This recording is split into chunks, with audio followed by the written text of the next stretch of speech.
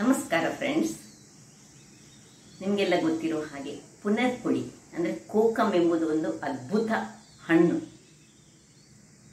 ಈ ಹಣ್ಣನ್ನು ನಾವು ಅದರ ಪಲ್ಪಂಸ ತಿನ್ಬೋದು ಮತ್ತು ಅದರ ಸಿಪ್ಪೆ ಬಹಳ ಆರೋಗ್ಯದಾಯಕವಾದ ಒಂದು ವಸ್ತು ಅಂತ ಹೇಳ್ಬೋದು. ಪಿತ್ತವನ್ನು ನಾಶ ಮಾಡ್ತದೆ ಅದು. ಅಲ್ಲದೆ ಯಾರಿಗೆ ಹೆಮೋಗ್ಲೋಬಿನ್ ಕಡಿಮೆ ಉಂಟು ಅಂಥವರು ಇದನ್ನು ಚೆನ್ನಾಗಿ ತೊಳೆದು ಈ ಒಂದು ಸಿಪ್ಪೆಯನ್ನು ನೀರಿನಲ್ಲಿ ಹಾಕಿ, ಅಂದರೆ ಬಿಸಿ ನೀರಿನಲ್ಲಿ ಹಾಕಿ ಸ್ವಲ್ಪ ಹೊತ್ತಿನ ನಂತರ ಖಾಲಿ ಏನು ಅದಕ್ಕೆ ಸೇರಿಸದೆ ಕುಡಿದ್ರೂ ಅದು ದೇಹಕ್ಕೆ ಬಹಳ ಉತ್ತಮ. ಅಂದರೆ ಹೆಮೋಗ್ಲೋಬಿನನ್ನು ಹೆಚ್ಚಿಸ್ತದೆ ಹಾಗೂ ಪಿತ್ತವನ್ನು ನಾಶ ಮಾಡುತ್ತದೆ. ಹಾಗಾದರೆ ಇವತ್ತು ನಾನೊಂದು ಮಹಾರಾಷ್ಟ್ರನ್ ಸ್ಟೈಲಿನಲ್ಲಿ ಈ ಕೋಕಂ ಕಡಿ ಅಂದರೆ ಪುನರ್ಪುಳಿಯಿಂದ ಒಂದು ಪಾನೀಯ, ಇದು ಒಂದು ಡೈಜೆಸ್ಟಿವ್ ಪಾನೀಯ ಅಂತ ಹೇಳ್ಬೋದು ಅಥವಾ ಡೈಜೆಸ್ಟಿವ್ ಜ್ಯೂಸ್ ಅಂತ ಹೇಳ್ಬೋದು. ಹಾಗಾದರೆ ಇದನ್ನು ಹೇಗೆ ಮಾಡುವುದು ಎಂದು ನೋಡೋಣಲ್ಲವೇ ಮಿತ್ರರೇ?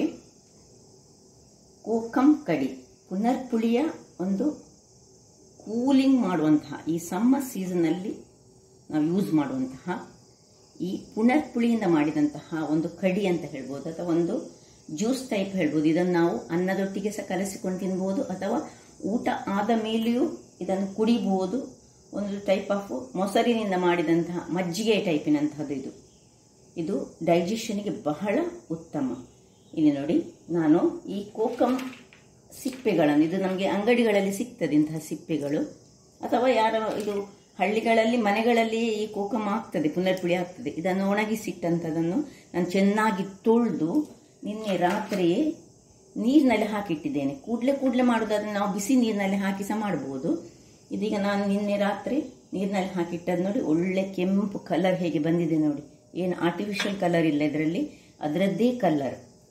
ಮತ್ತು ಒಂದು ಸಣ್ಣ ತುಂಡು ಬೀಟ್ರೂಟ್, ಒಂದು ಸಣ್ಣ ಇಂಚಿನಷ್ಟು, 1/4 ಇಂಚಿನಷ್ಟು ಶುಂಠಿ, 2 ಬೆಳ್ಳುಳ್ಳಿ, ಇದು ಆಪ್ಷನಲ್, ಬೇಕಿದ್ರೆ ಹಾಕೊಳ್ಬೋದು.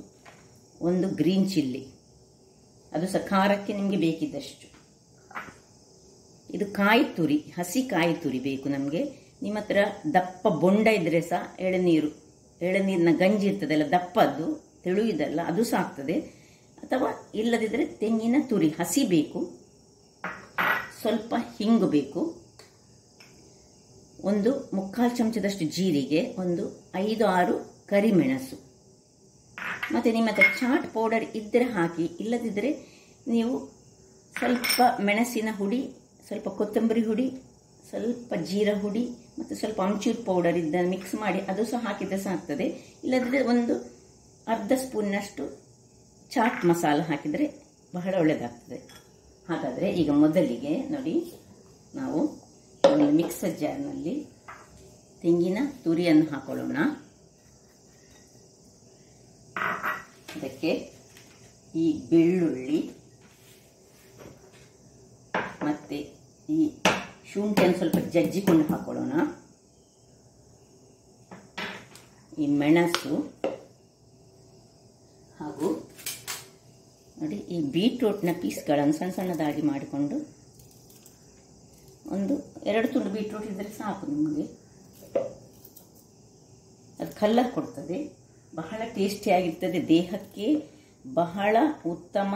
ದೇಹವನ್ನು ಬಹಳ ಈ ಸಮ್ಮರ್ ಸೀಸನ್ನಲ್ಲಿ ಹೇಳಿ ಮಾಡಿದಂತಹ ಈ ಒಂದು ಡ್ರಿಂಕ್ ಅಂತಲೇ ಹೇಳ್ಬೋದು, ಅಥವಾ ಇದನ್ನು ನಾವು ಅನ್ನದೊಟ್ಟಿಗೆ ಕಲಸಿ ಸಹ ತಿನ್ಬೋದು.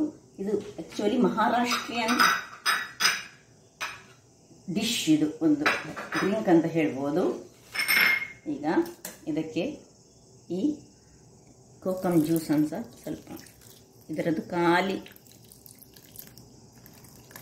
ನೀರು ಸ್ವಲ್ಪ ಹಾಕಿ, ಪುನಃ ಇದಕ್ಕೆ ಇನ್ನು ಸ್ವಲ್ಪ ಬಿಸಿ ತಣ್ಣಗಾದ ನೀರನ್ನು ಹಾಕೊಂಡು ಇಡ್ತೇನೆ ನಾನು. ಮತ್ತೆ ನನಗೆ ಸೇರಿಸಲಿಕ್ಕೆ ಬೇಕು ಇದು ನೋಡಿ, ಪುನಃ ಅದರಲ್ಲಿ ಕಲರ್ ಬರ್ತದೆ.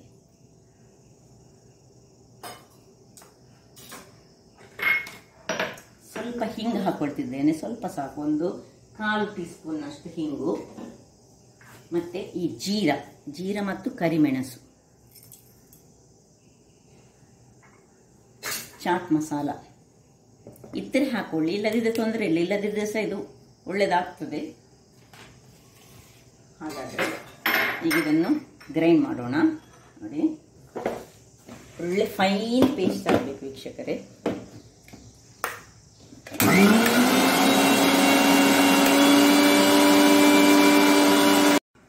ವೀಕ್ಷಕರೇ ನೋಡಿ, ಹೀಗಾಗಿ ಬಂದಿದೆ ನೋಡಿ ಒಳ್ಳೆ. ಈಗ ಇದನ್ನು ಒಂದು ಬಟ್ಟೆಯಲ್ಲಿ ಸಹ ನಾವು ಗಾಳಿಸ್ಕೊಳ್ಬೋದು, ಅಥವಾ ನಿಮ್ಮ ಹತ್ರ ಇಂಥ ಗಾಳಿಸುವಂತಹದ್ದು ಇದ್ರೆ ಅದರೇ ಸಹ ಗಾಳಿಸ್ಬೋದು. ನೋಡಿ, ಪುನಃ ಇದಕ್ಕೆ ಸ್ವಲ್ಪ ಇದರಲ್ಲಿರುವ ನೀರನ್ನು ನಾನು ನೋಡಿ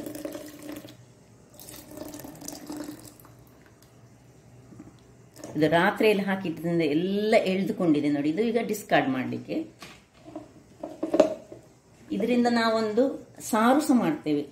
ಈ ಪುನರ್ಪುಳಿಯ ಸಾರು ಸಹ ಬಹಳ ಚೆನ್ನಾಗಿರ್ತದೆ ವೀಕ್ಷಕರೇ. ಈಗ ಒಂದು ಸರ್ತಿ ತೆಗೆದ ಮೇಲೆ ಪುನಃ ಒಂದು ಸರ್ತಿ ಸ್ವಲ್ಪ ನೀರು ಹಾಕಿ ಪುನಃ ಒಂದು ಸರ್ತಿ ನಾವು ಇದನ್ನು ಸ್ವಲ್ಪ ಗ್ರೈಂಡ್ ಮಾಡಲಿಕ್ಕೆ ಉಂಟು. ನೋಡಿ, ಒಂದು ಸರ್ತಿಗೆ ಆಯ್ತಲ್ಲ.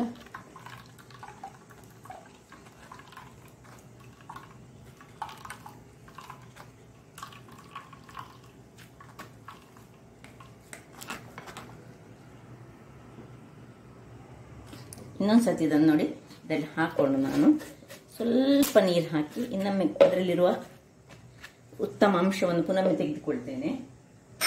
ಯಾಕೆ ಹೇಳಿದರೆ ಇದರಲ್ಲಿ ಒಂದು ನಾವು ಮಾಡಿದಂಥದ್ದು ಒಂದು 2-3 ಗ್ಲಾಸ್ನಷ್ಟು ಆಗುವಂಥದ್ದು. ಇದನ್ನು ಕೆಲವರು ಐಸ್ ಹಾಕಿ ಕುಡಿತಾರೆ, ಆದರೆ ಐಸ್ ಎಲ್ಲ ಒಳ್ಳೇದಲ್ಲ. ನಾವು ಈ ಸಮ್ಮರ್ ಸೀಸನ್ನಲ್ಲಿ ಐಸ್ ಅನ್ನು ನಾವು ಯೂಸೇ ಮಾಡಬಾರ್ದು. ಕೂಲ್ ಆಗ್ತದೆ ಹೌದು, ಆದರೆ ಬಾಡಿಗೆ ಈ ಐಸ್ ಎಂಬುದು ಬಹಳ ಹಾನಿಕಾರಕ.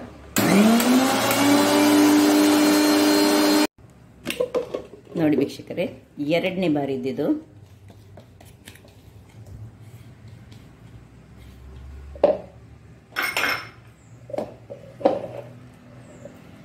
ನಿಮ್ಗೆ ಎಷ್ಟು ದಪ್ಪ ಬೇಕು, ಎಷ್ಟು ನೀರು ಬೇಕು, ಅದು ನಿಮಗೆ ಬಿಟ್ಟದ್ದು.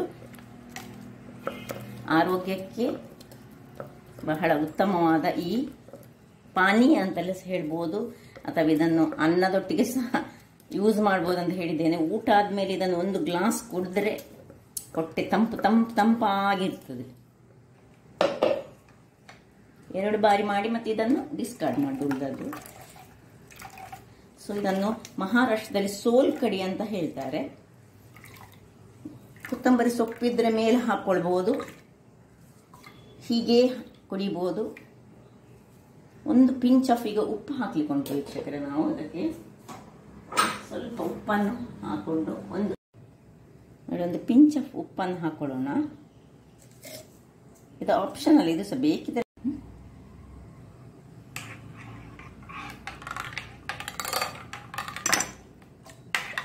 ನೋಡಿ ಹೇಗೆ ಚೆನ್ನಾಗಿ ಬಂದಿದೆ ನೋಡಿ, ಕಲರ್ ನೋಡಿ. ಇದರಲ್ಲಿ ಹೆಮೋಗ್ಲೋಬಿನ್ ಕಮ್ಮಿ ಇರುವವರು ಇದನ್ನು ಕುಡಿದ್ರೆ ಬಹಳ ಉತ್ತಮ.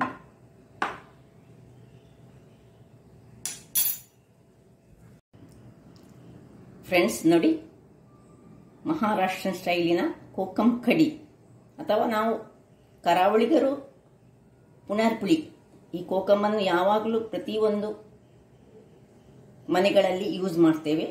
ಹಾಗಾದರೆ ಈಗ ಇದನ್ನು ಸರ್ವ್ ಮಾಡುವಲ್ಲ. ಇದಕ್ಕೆ ಬೇಕಿದ್ದ ಮೇಲಿಂದ ಗಾರ್ನಿಷ್ ಮಾಡಲಿಕ್ಕೆ ನೀವು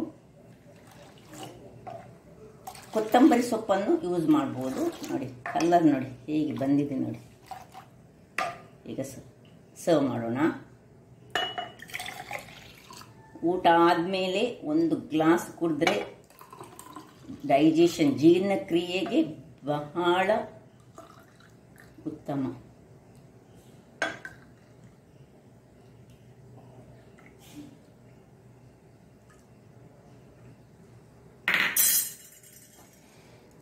ನೋಡಿದಿರಲ್ಲ ವೀಕ್ಷಕರೇ, ಎಷ್ಟು ಸುಲಭ ಒಂದು ವಿಧಾನದಿಂದ ಒಂದು ಆರೋಗ್ಯಕರವಾದ ರುಚಿಕರವಾದ ಈ ಒಂದು ಪಾನೀಯವನ್ನು, ಅಂದರೆ ಕೋಕಂ ಕಡಿ ಪುನರ್ಪುಳಿಯ ಪಾನೀಯ. ಹಾಗಾದರೆ ಈ ನನ್ನ ಕುಕಿಂಗ್ ಚಾನಲ್ ನಿಮಗೆ ಇಷ್ಟ ಆದರೆ ಬೋಳೂರು ಸುವರ್ಣ ಚಾನಲನ್ನು ಲೈಕ್ ಮಾಡಿ, ಶೇರ್ ಮಾಡಿ ಹಾಗೂ ಸಬ್ಸ್ಕ್ರೈಬ್ ಮಾಡಿ, ಹಾಗೂ ನನ್ನ ಇನ್ಸ್ಟಾಗ್ರಾಮ್ ಪೇಜನ್ನು ಫಾಲೋ ಮಾಡಿ. ಧನ್ಯವಾದಗಳು.